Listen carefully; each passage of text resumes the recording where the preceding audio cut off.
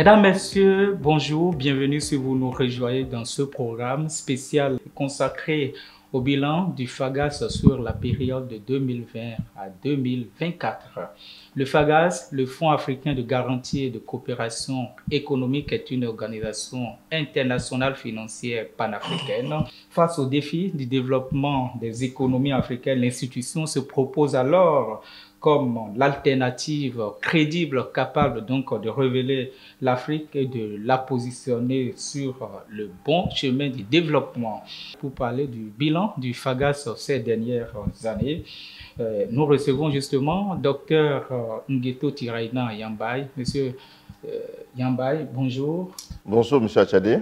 Merci d'avoir accepté notre invitation. Je rappelle à tous ceux qui nous regardent en ce moment que vous êtes un haut fonctionnaire international, vous êtes un ancien administrateur du FMI, le Fonds monétaire international pour l'Afrique, vous êtes un ancien ministre de l'économie et du plan en République du Tchad. Vous êtes aussi par ailleurs un enseignant-chercheur des universités de l'Afrique et dans le reste du monde. Monsieur Yambay, première question pour vous. Comment se porte en 2024 le FAGAS?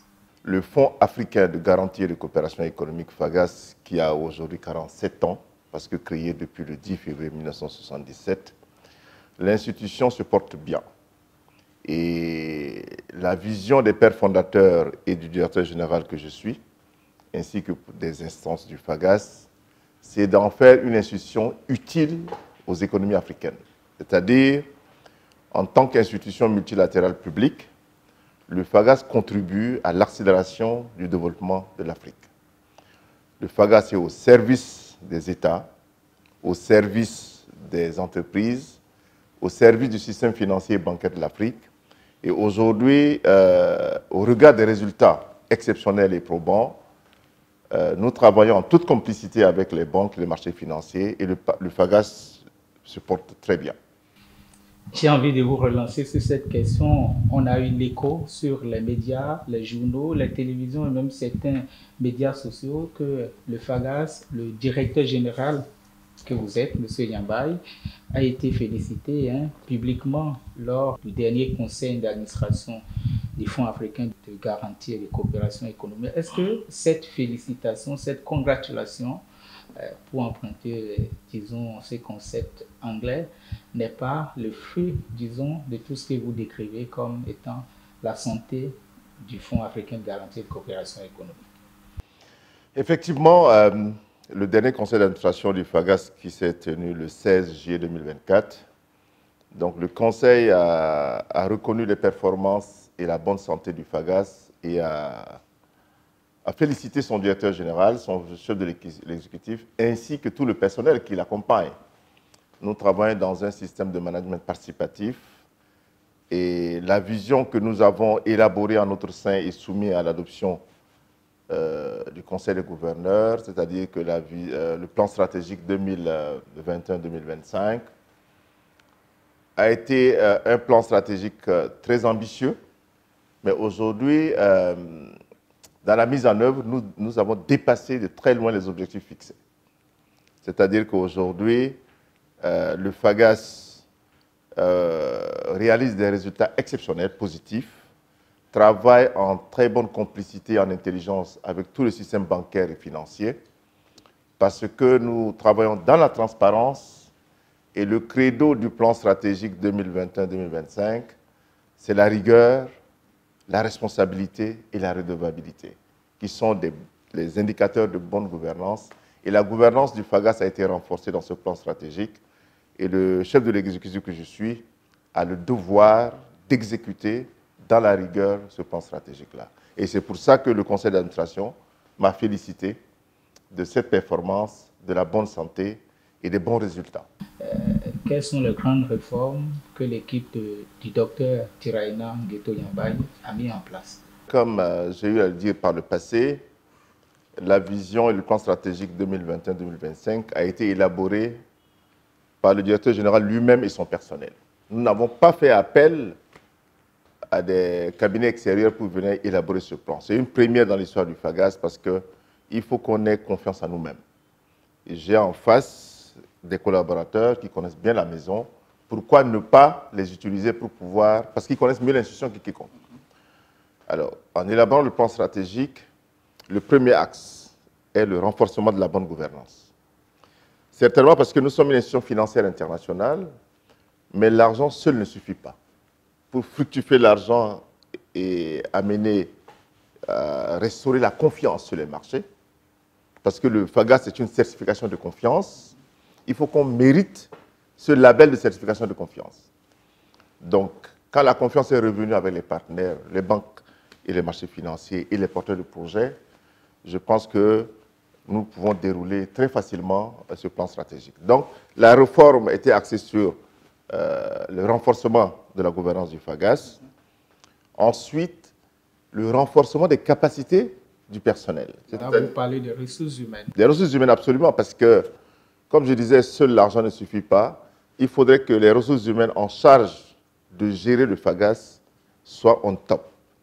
Parce que ne peut travailler au FAGAS qu'un expert au minimum ou un spécialiste. Là, c'est le critère de base que vous avez fixé. Absolument, parce que quand il faut amener le personnel à avoir confiance en lui.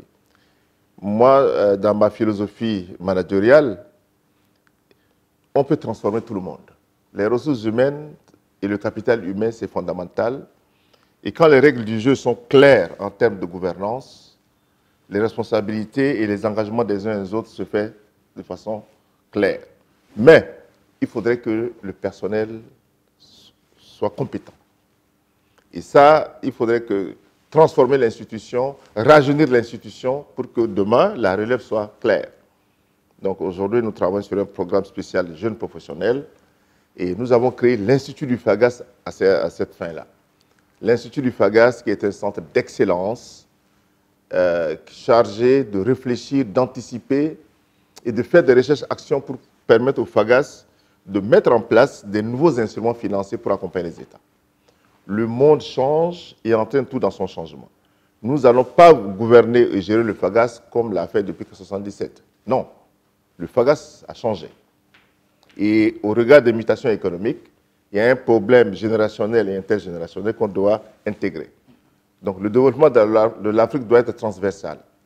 On regarde tout en ce qui concerne les marchés financiers, les marchés des biens et des services, et également tout ce qui concerne le développement culturel. L'économie culturelle est là, et nous avons l'environnement également. Aujourd'hui, on parle de changement climatique, donc le FAGAS était réfléchi pour mettre en place des titres verts pour permettre aux États de contribuer à atténuer les changements climatiques aujourd'hui. Alors, à votre arrivée, vous avez déjà commencé par le dire vous-même, vous étiez parti sur une base bien claire, bien définie, sur le Benio Momentum, votre plan stratégique. Rappelez-nous quelles étaient au départ les grandes ambitions, les grandes prévisions que le directeur général et toute l'équipe du FAGAS avaient fixées. Je pense que c'est important, oui, vous avez raison, parce que quand on regarde dans les textes du FAGAS, l'esprit de fer fondateur du FAGAS, qui était le chef de l'État de l'OCAM en 1977, de vouloir mettre en place une institution crédible qui puisse accélérer le financement et le développement de l'Afrique. Parce que déjà, il y a 47 ans, les chefs de l'État africains se disent que le continent est potentiellement riche. Pourquoi nous n'arrivons pas à réaliser ce potentiel-là? Donc le FAGAS, comme instrument mis en place par les États, a pour mission de soutenir le financement et le développement de l'Afrique et de relever le continent africain au reste du monde. Et que les populations africaines puissent vivre dignement de leur travail et dans un environnement financier correct. Donc c'est la mission qu'on s'est donnée quand j'ai pris fonction. C'est-à-dire qu'il ne faut pas s'écarter de la vision de la philosophie de départ, fondateur du FAGAS. Mais le défi qui s'imposait à nous, on ne pouvait plus gérer le FAGAS qu'on a géré il y a 40 ans. Les temps ont changé. Les temps ont changé. Vous êtes les nouvelles générations comme vous sont arrivées, donc il faut tenir compte de vos besoins et de vos ambitions. Et il y a une nouvelle génération de chefs d'État également qui s'est installée. Donc l'Afrique est en mutation et le FAGAS doit s'intégrer dans cette mutation-là. Et surtout encore d'anticiper. Parce qu'en tant qu'institution financière, la finance internationale, c'est de la prévision de l'anticipation rationnelle. Et avec des jeunes cadres, des partenaires extérieurs, on se fait évaluer par nos partenaires, les banques, les marchés financiers, qui nous disent ça c'est bon, ça c'est mauvais, ajustez-vous. C'est comme ça, en écoutant les partenaires, dans le cadre des évaluations par les pairs, nous écoutons les feedbacks qu'on nous amène. Et nous organisons régulièrement des sessions d'ateliers avec les partenaires bancaires des marchés financiers et même pour les porteurs de projets pour mieux recueillir leurs attentes. Et en tant que directeur général, le chef de l'exécutif, dans ma culture, le chef a toujours 3 oreilles. Il a une seule bouche, mais il a 3 oreilles. Donc il faut beaucoup plus écouter pour trouver des solutions. Et le FAGAS est une institution de solutions optimales pour pouvoir répondre aux besoins de la population et des États. Après, disons, cette base que vous aviez posée dès votre prise de fonction, monsieur le directeur général, on a eu l'écho aussi dans la presse nationale et même internationale que le FAGAS, sous votre mandature, a su mettre en place un bureau indépendant d'évaluation qui est une première aussi. Est-ce que vous pouvez revenir brièvement sur la portée et l'opportunité de ce bureau indépendant d'évaluation de FAGAS? Très belle question, parce que je disais que le FAGAS est une certification de confiance. Il faudrait que le FAGAS montre patte blanche. Il faudrait que la confiance que nous, ou le marché doit avoir envers nous, qu'on le mérite. C'est pour ça que dans le renforcement, le premier axe du plan stratégique, c'est le renforcement de la gouvernance. Donc nous avons institué, dans le plan stratégique et créé par le Conseil des gouverneurs, le Bureau indépendant d'évaluation, qui est une instance composée des représentants des 4 banques centrales des États membres du FAGAS, c'est-à-dire qu'il y a la BCAO, il y a la BEAC pour l'Afrique centrale, la Banque centrale du Rwanda et la Banque centrale de Mauritanie. Donc ces 4 banques centrales ont désigné des représentants de haut niveau qui sont membres de ce Bureau indépendant d'évaluation, qui évaluent le FAGAS régulièrement. À tout moment, le Bureau indépendant d'évaluation vient regarder à la direction générale, dans les services, au conseil d'administration et au conseil du gouverneur. C'est pour nous permettre de nous remettre en cause régulièrement. Et je disais que le credo des 3 R, la théorie des 3 R, c'est rigueur, responsabilité et redevabilité.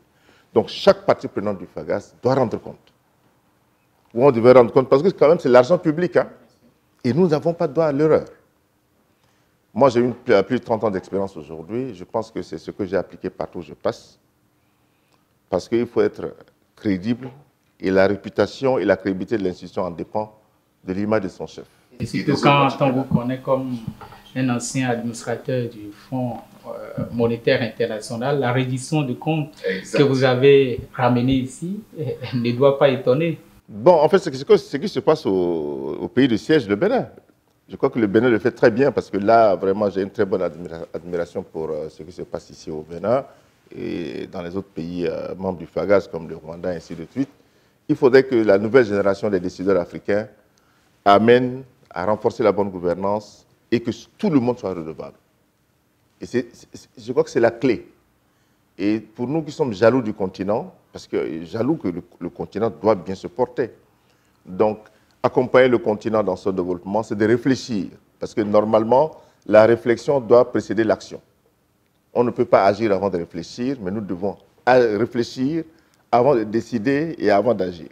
Donc, c'est ça la philosophie qui gouverne le FAGAS aujourd'hui, pour nous permettre à nous de laisser un héritage positif aux générations futures. Vous dites que je suis chercheur universitaire, oui, mais même dans la pratique professionnelle, nous devons laisser un héritage positif à ceux qui gouvernent le FAGAS demain. Vous voyez? Parce qu'en fait, ici, on a des mandats. Moi, j'ai fini mon premier mandat, donc vous parlez du bilan, c'est mon premier mandat à 4 ans, le mandat est fini, c'est terminé le 30 juin 2024. Mais demain, il faudrait qu'une nouvelle génération des cadres, des jeunes cadres africains puissent prendre la relève et faire mieux que moi. C'est ça ma philosophie. Ceux qui viendront après moi doivent faire mieux que moi.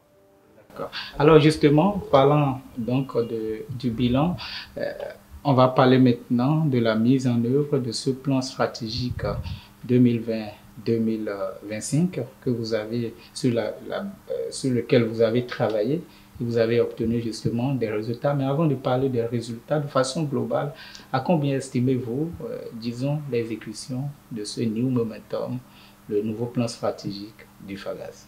L'évaluation est annuelle, hein, donc il y a le comité de gouvernance qui essaie de faire cette évaluation, soumis au conseil d'administration, au conseil de gouverneurs. Et chaque année, nous avons dépassé les prévisions annuelles. Je pense que, comme je le disais, nous avons dépassé à plus de 300% les objectifs que nous avons fixés. Wow.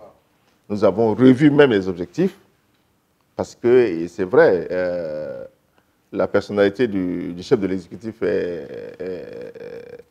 est aussi partie prenante parce que je me dis que, en prenant fonction, je me dis que le potentiel du FAGAS n'a pas été suffisamment utilisé. Donc, le potentiel est énorme, mais il faut le professionnalisme, l'expertise et la vision. C'est pour ça que, en tenant compte de mes expertises, mes expériences passées, nous avons voulu, avec mes collaborateurs, mettre la barre haute. Mais on s'est rendu compte que cette barre n'est pas aussi haute que ça parce qu'on l'a dépassée à 300%. Donc nous pensons, dans le prochain plan stratégique qui sera mis en place de 2025 à 2029, donc sera encore plus ambitieux parce que aujourd'hui, comme la confiance est revenue, travailler dans la rigueur, nous avons besoin de soutien des États pour pouvoir mieux accompagner les économies africaines et le secteur privé. Surtout que l'État ne peut pas tout employer. Le secteur privé a besoin du FAGAS avec les banques pour pouvoir améliorer le développement économique des États africains.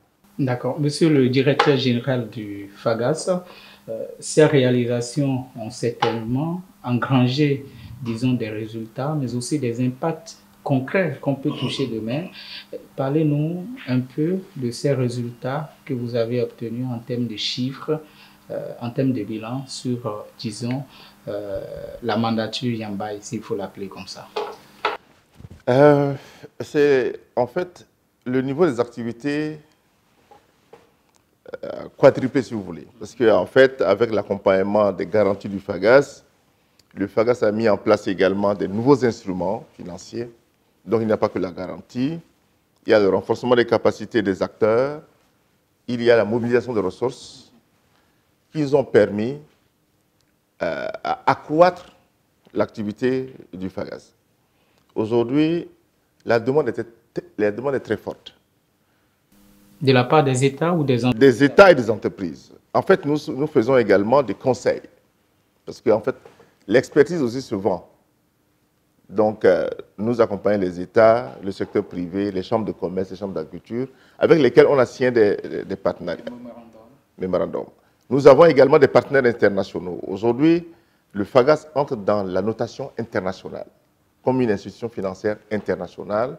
Et nous avons des partenaires, que ce soit en Europe, aux États-Unis, en Asie et même en Afrique, pour pouvoir relever les performances à travers les notations. Aujourd'hui, le FAGAS est noté AA au niveau international. Donc, ce qui n'était pas le cas avant. Donc, c'est un résultat très, très, très positif. Nous nous faisons réassurer au niveau international par des institutions notées AAA+, sur le marché international. Ce qui nous permet d'avancer. Mais la demande est tellement forte que nous sommes obligés, peut-être 40% de la demande n'est pas exécutée parce que nous sommes débordés et il nous faut encore plus de fonds propres pour pouvoir augmenter les réponses apportées. Mais quand vous voyez ces demandes qui ne font que s'accroître, comment vous vous sentez en tant que dirigeant du FAGAS sur la période où la demande devient de plus en plus forte? L'institution elle-même est devenue plus crédible sur le marché financier, le marché international financier. C'est une question d'éducation personnelle et de culture. Donc moi, je me sens satisfait, même si je pense que je pouvais encore faire plus. En fait, honnêtement, ce que nous avons réalisé avec mes collaborateurs, nous pouvons encore faire 4 fois plus si nous avons suffisamment de fonds propres. Vous êtes ambitieux. Ah oui, je pense que c'est faisable. Non, parce que je dis, mais personne n'y croyait. Parce qu'au début, même les instances pensaient que le plan stratégique était très ambitieux et qu'on ne pourrait pas réaliser. Et ça, je vous dis sincèrement. Puis bon, moi, je suis venu avec un autre regard, parce que la chance que j'ai j'ai beaucoup d'expérience. J'ai travaillé partout et en prenant fonction, je suis le 7e directeur général du FAGAS, mais j'étais à mon 8e job. Donc, je me donne la liberté de rester ou de partir quand je veux. Donc, j'ai tâtonné au niveau international avec plus de 22 ans d'expérience au niveau international. Je pense que ça forme. Ce n'est pas seulement les universités qui forment, mais l'expérience professionnelle est un asset, un actif.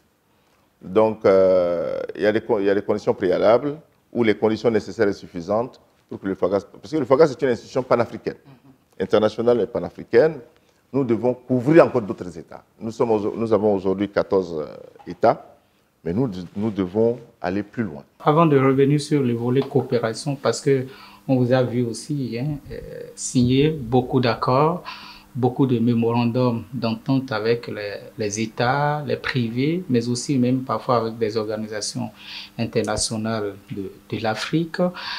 J'ai envie de revenir encore un tant soit peu sur, disons, les impacts, les résultats sur, par exemple, disons, les crédits, les montants de crédits que vous avez pu faire avancer, mais aussi, par exemple, sur le capital du FAGAS, on en parle très peu, qui a été revu, qui a été augmenté. Oui, intéressant parce que quand je prenais fonction comme chef de l'exécutif du FAGAS, le capital était à 350 milliards de francs CFA. Aujourd'hui, le capital, grâce à l'accord des instances, on a porté à 500 milliards. On a porté à 500 milliards en perspective également des adhésions d'autres États. Et vous savez que depuis la création du FAGAS, un tiers du capital est destiné aux institutions non étatiques. Ça, on n'en parle pas beaucoup, mais c'est dans les textes, dans la Convention portant statut, normalement, les privés peuvent être actionnaires au FAGAS. Donc, cette démarche qui n'a jamais été entreprise, moi, je suis en train de le mettre en œuvre pour que des institutions non étatiques adhèrent. Les accords de coopération que nous menons, c'est aussi d'abord de faire connaître mieux l'institution au niveau mondial. Parce qu'en fait, j'ai des amis béninois qui ne connaissaient pas le FAGAS, même si l'institution est au Bénin. Donc, il faut communiquer suffisamment pour que les gens connaissent d'abord l'institution avant de faire confiance à l'institution. Et c'est la rigueur et le sérieux dans notre travail, parce que je disais à mes collaborateurs qu'un enfant ne travaille pas au FAGAS. Donc, c'est tous des adultes. Je ne veux pas faire la police derrière vous, mais chacun doit être redevable, responsable pour pouvoir délivrer les résultats. Gestion par objectif. Donc, aujourd'hui, le niveau des activités a augmenté et le FAGAS est au service des économies et des États et non l'inverse. Donc, c'est cette philosophie de développer des coopérations. Nous avons aujourd'hui, un petit bureau à Paris à travers des partenaires en France avec lesquels on travaille et qui ont accepté d'être notre représentant en Europe. Nous avons essayé de mettre ici en cours des bureaux d'information et de liaison dans chaque État membre. On peut même en mettre 2. Et nous sommes en train de développer avec les partenaires des campus de métiers, c'est-à-dire des jeunes diplômés des universités et des grandes écoles qui sortent. Certains n'ont pas de métier. Notre rôle pour booster le financement, ce n'est pas seulement avec l'argent, mais avec le savoir-faire. Donc, aujourd'hui, Achadé est un grand journaliste reconnu au Bénin et au niveau international, mais vous pouvez aussi décider d'être un chef d'entreprise dans la communication ou même un grand fermier reconnu. Donc, nous travaillons avec les États, le secteur privé pour créer des campus de métiers dans chaque État membre au service de la jeunesse et des femmes. Quand on regarde le bilan que vous dressez, on a comme impression qu'il y a une complicité entre vous, la direction générale, le conseil des gouverneurs, mais aussi le conseil d'administration. Comment vous travaillez avec les autres instances pour que tout se passe ainsi bien? Pour pouvoir rendre compte régulièrement de ce qu'on fait, parce qu'en tant que chef de l'exécutif, mon rôle est de mettre en place les décisions prises par les instances et d'exécuter les programmes du plan stratégique. Alors, il faut travailler en bonne intelligence avec son personnel et dans la transparence avec les institutions, avec les instances. C'est-à-dire qu'il faut toujours monter patte blanche. Moi, je travaille de manière rigoureuse, mais dans la transparence. Je pense que ma satisfaction, c'est les résultats. Et ma satisfaction également, et la plus grande, c'est de servir l'Afrique. Donc, partout où je passe, c'est dans la même dynamique que je fais. Donc, il faut rendre compte régulièrement. On ne se ment pas soi-même. Ça, c'est une philosophie dans ma culture. On ne se ment pas soi-même. Donc, tous les parties prenantes ont l'obligation de soutenir l'institution. On ne vient pas au FAGAS pour travailler contre son institution. Voilà. Donc, c'est ça ma philosophie. Et je rencontre régulièrement de façon transparente aux instances, que ce soit au conseil d'administration ou au conseil des gouverneurs. Il faut toujours dire la vérité. On ne se ment pas soi-même. C'est ça ma philosophie. Nous tendons vers les dernières minutes de cet entretien consacré au bilan du FAGAS. Monsieur le directeur général, une question, je sais que ça va vous déranger parce que vous n'aimez pas souvent parler de vous-même. On a vu, monsieur le directeur général, on vous a vu être distingué par plusieurs organisations de l'Afrique et même à l'international. La dernière distinction en date, je crois, fin 2023, avec le meilleur prix de la bonne gouvernance de l'Afrique. Comment avez-vous fait pour parvenir à être aussi reconnu, vous, en tant que directeur général, mais aussi toute l'institution, le FAGAS, qui est de plus en plus connu et qu'on appelle un peu partout pour se faire distinguer? Merci, excellente question, parce qu'en fait, chez moi, dans mon pays, dans ma tradition, on dit que le danseur qui est au milieu de la scène ne sait pas la perspective que les spectateurs en disent. Donc, moi, j'ai la tête sur le guidon. Mon objectif, c'est de conduire le FAGAS à bon port et accompagner le financement des économies africaines de façon accélérée. Donc, la perception que les uns et les autres ont de moi, quelquefois, je ne le sens pas. Je vois venir quelquefois de façon un peu par surprise. Et c'est vrai qu'en 2023, j'ai été distingué une dizaine de fois en 2023 autour de la problématique de champion de bonne gouvernance et de meilleur manager des institutions financières africaines.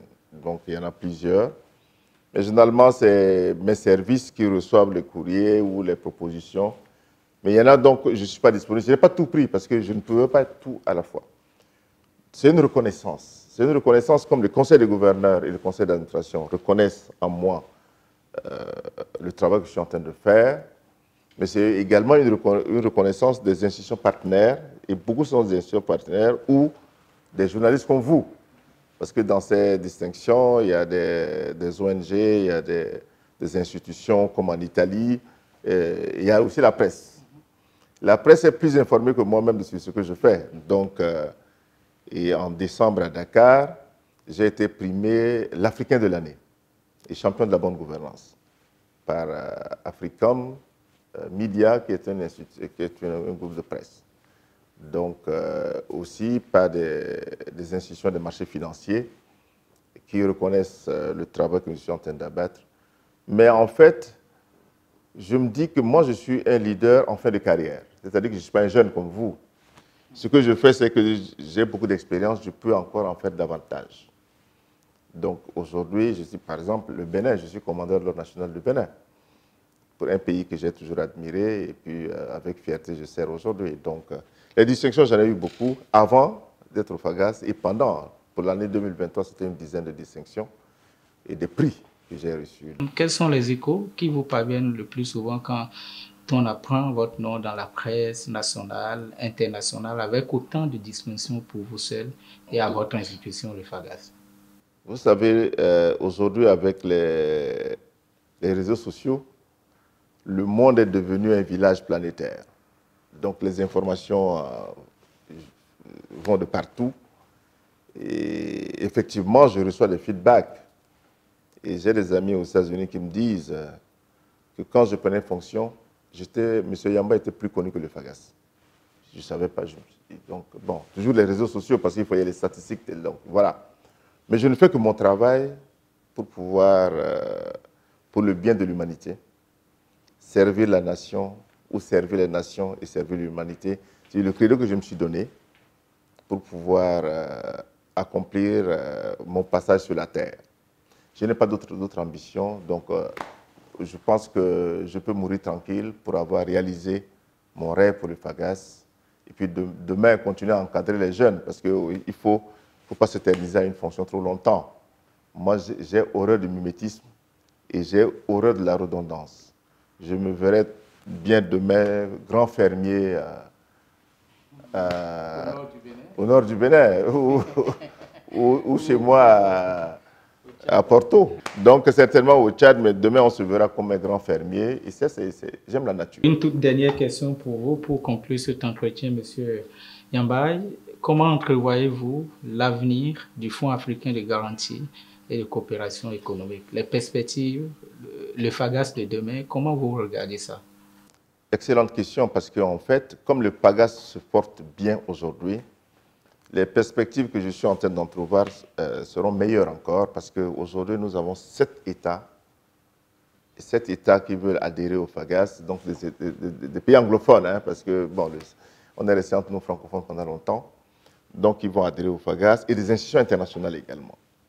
Donc, c'est l'objet des prochaines discussions du Conseil des gouverneurs par rapport à l'adhésion de ces 7 pays qui veulent adhérer au FAGAS, ainsi que 3 institutions internationales également, non étatiques, qui doivent être partie prenante de ce que nous faisons. Le problème, c'est quoi? Les pays font la demande d'adhésion parce que ces pays ont confiance à l'institution que je dirige. Ils ont peut-être appris la bonne nouvelle, les derniers résultats, exact. La nouvelle dynamique. Exactement, exactement. Donc, c'est surtout ça. Parce que la gouvernance et la confiance, ce n'est pas l'argent. Le FAGAS peut avoir tous les milliards du monde, mais si le FAGAS n'est pas bien géré, pas bien gouverné, personne ne va venir chercher le FAGAS. Et les banques, les marchés financiers sont très, très, très exigeants. Ils veulent une institution qui puisse les aider à régler leurs problèmes également avec les régulateurs et pouvoir répondre aux besoins de la clientèle et en matière de financement et de développement. Les banques africaines sont aussi en mutation. Parce qu'aujourd'hui, vous savez que le banking en Afrique est piloté par les Africains. Ce n'était pas le cas il y a 20 ans. Donc, aujourd'hui, les Africains sont aux commandes et le FAGAS veut vraiment être une institution internationale. Et nous travaillons aujourd'hui à la fois en anglais et en français. C'est dans les 2 langues. Parce qu'aujourd'hui, toute institution internationale utilise l'anglais. Nous ne pouvons pas embrasser toutes les langues des États, mais un effort a été fait.